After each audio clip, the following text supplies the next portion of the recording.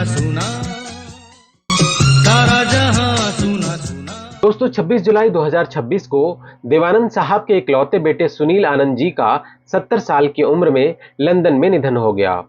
एक बेहद भावुक संयोग ये भी रहा कि जिस अस्पताल में 2011 में देव साहब ने अंतिम सांस ली थी, उसी अस्पताल में सुनील आनंद जी ने भी दुनिया को अलविदा कहा। सिंगिंग इमोशन परिवार की ओर से सुनील आनंद जी को भावपूर्ण श्रद्धांजलि। लेकिन सुनील आनंद को याद करते हुए आज की कहानी सिर्फ उनकी ही नहीं बल्कि किशोर दा और 80 के दशक के उस दिलचस्प दौर की भी है। क्या आप जानते हैं कि कैसे किशोर दा का एक गीत देव साहब के साथ साथ सुनील आनंद की फिल्मी पहचान का भी हिस्सा बन गया?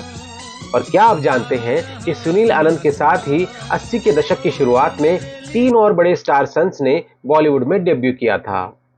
और इन चारों स्टार किड लॉन्च फिल्मों में एक ऐसा नाम बार बार सामने आता है जो आज भी हिंदी सिने संगीत की दुनिया में बेहद खास है। और क्या आप जानते हैं कि आनंद और आनंद फिल्म से सुनील आनंद के साथ बॉलीवुड के एक बेहद लोकप्रिय गायक ने भी अपना फिल्मी सफर शुरू किया था? लेकिन कहानी यहाँ और दिलचस्प हो जाती है।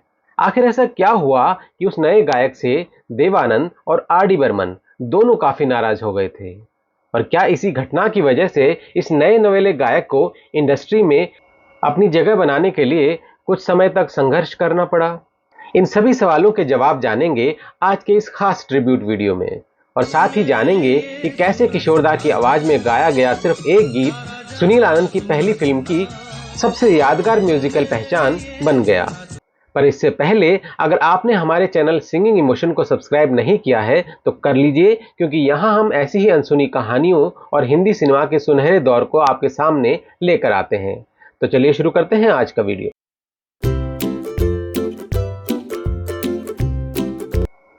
दोस्तों सुनील आनंद का जन्म 30 जून 1956 को ज्यूरिख स्विट्जरलैंड में हुआ था। वो देवानंद और अभिनेत्री कल्पना कार्तिक के इकलौते बेटे थे।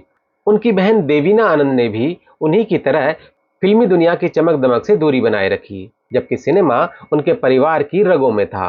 उनके चाचा चेतन आनंद और विजय आनंद भी हिंदी फिल्म इंडस्ट्री के जाने माने नाम थे और उनके कजिन्स भी बॉलीवुड में सक्रिय रहे हैं।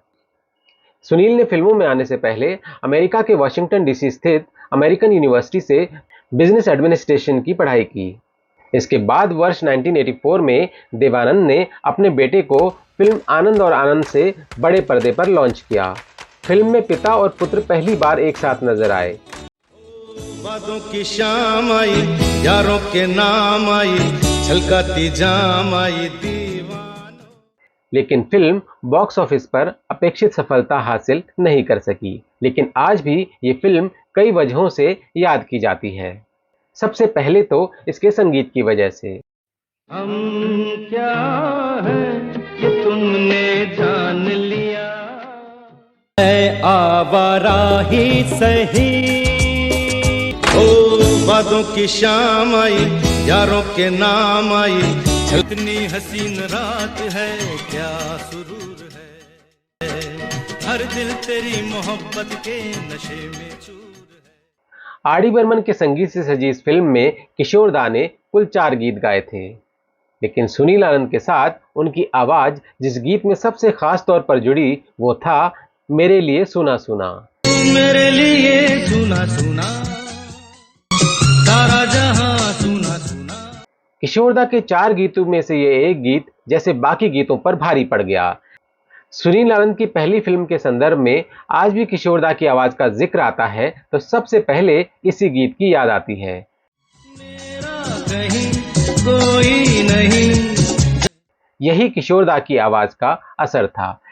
फिल्म भले ही बॉक्स ऑफिस पर सफल न हो, लेकिन उनकी आवाज किसी गीत को फिल्म से कहीं ज्यादा लंबी जिंदगी दे जाती थी। लेकिन दोस्तों आनंद और आनंद की असली दिलचस्प कहानी अभी बाकी है, क्योंकि इस फिल्म से सिर्फ सुनील आनंद ही लॉन्च नहीं हुए थे। एक एक्ट्रेस ने भी यहां से शुरुआत की थी और एक ऐसा गायक भी सामने आया जिसकी आवाज आगे चलकर हिंदी फिल्म संगीत में बेहद लोकप्रिय होने वाली थी। नाम था अभिजीत भट्टाचार्य। आर.डी. बर्मन ने उन्हें शुरुआती प्लेबैक ब्रेक इसी फिल्म में दिया था। फिल्म में उनका गीत मैं आवारा ही सही चर्चा में रहा। मैं आवारा ही सही, दिल मेरे दिल जैसा देखा न होगा कभी।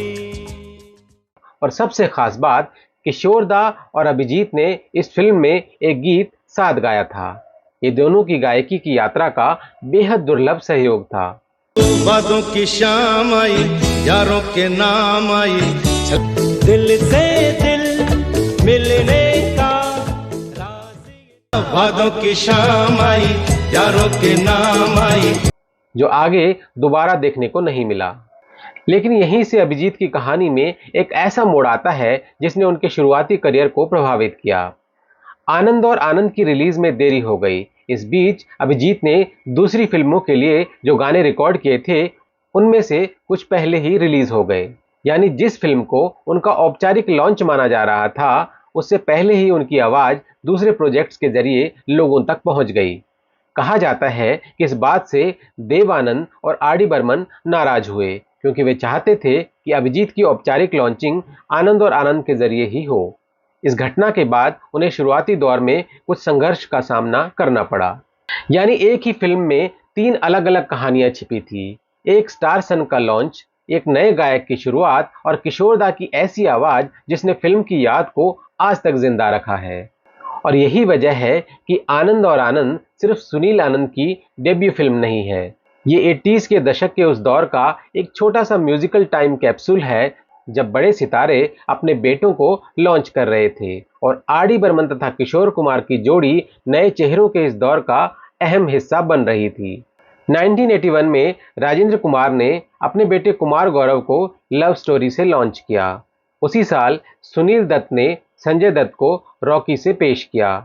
फिर धर्मेंद्र साहब ने सनी देओल को बेताब से लॉन्च किया और 1984 में ही देवानंद ने अपने बेटे सुनील आनंद को आनंद और आनंद से लॉन्च किया।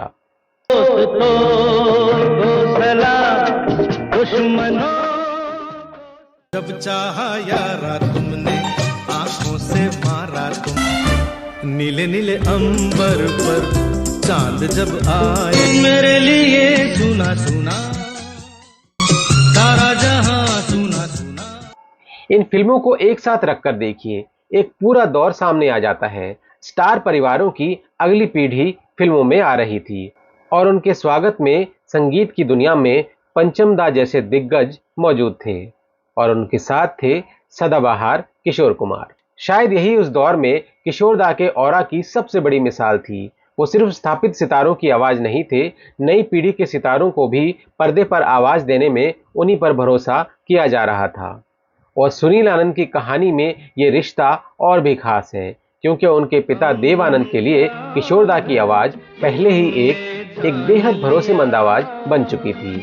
और जब बेटे को लॉन्च करने की बारी आई तो वही आवाज एक बार फिर से उस परिवार की फिल्मी कहानी का हिस्सा बनी। सुनील आनंद का फिल्मी सफर आगे चलकर बहुत लंबा नहीं रहा। उन्होंने कार थीफ, मैं तेरे लिए और बाद में मास्टर जैसी फिल्मों में काम किया। मास्टर के साथ उन्होंने निर्देशन में भी कदम रखा और बाद के वर्षों में अंतर्राष्ट्रीय फिल्म प्रोजेक्ट्स पर काम करने की कोशिश की। लेकिन शायद किसी कलाकार की जिंदगी को सिर्फ उसकी फिल्मों की सफलता से नहीं मापा जा सकता। सुनील आनंद के लिए सबसे बड़ी बात यह थी कि वो जिंदगी भर अपने पिता की विरासत से जुड़े रहे। उन्होंने देव आनंद को सिर्फ अपना पिता नहीं बल्कि अपना दोस्त, मेंटोर, इंस्पिरेशन और रोल मॉडल माना। आज जब सुनील आनंद हमारे बीच नहीं है तो उनकी पहली फिल्म की वो याद फिर से सामने आती है। वादों की शाम आई, यारों के नाम आई। देव आनंद और सुनील आनंद एक साथ पर्दे पर, आर डी बर्मन का संगीत, एक नए गायक की शुरुआत और उस पूरे सफर के बीच किशोर दा की आवाज में गूंजता हुआ गीत मेरे लिए सुना सुना। मेरे लिए सुना सुना सारा जहां सुना सुना। शायद यही किसी गीत और किसी आवाज की ताकत है। वक्त बीत जाता है, फिल्में भुला दी जाती हैं, लेकिन कुछ आवाजें अपने पीछे ऐसी याद छोड़ जाती हैं जिसे समय भी मिटा नहीं पाता। सुनील आनंद जी को एक बार फिर हमारी भावपूर्ण श्रद्धांजलि। अगर आपको किशोर दा से जुड़े ऐसे ही अनसुने किस्से और हिंदी सिनेमा के सुनहरे दौर की कहानियां पसंद आती हैं तो वीडियो को लाइक कीजिए, हाइप कीजिए और सिंगिंग इमोशन को सब्सक्राइब कर लीजिए और इस वीडियो को उन लोगों तक जरूर पहुंचाइए तो किशोर दा और देवानंद की इस खूबसूरत विरासत को दिल से याद करते हैं। फिर मिलते हैं अगले वीडियो में एक और दिलचस्प कहानी के साथ। तब तक अपना बहुत बहुत ख्याल रखिएगा। Thank you for watching.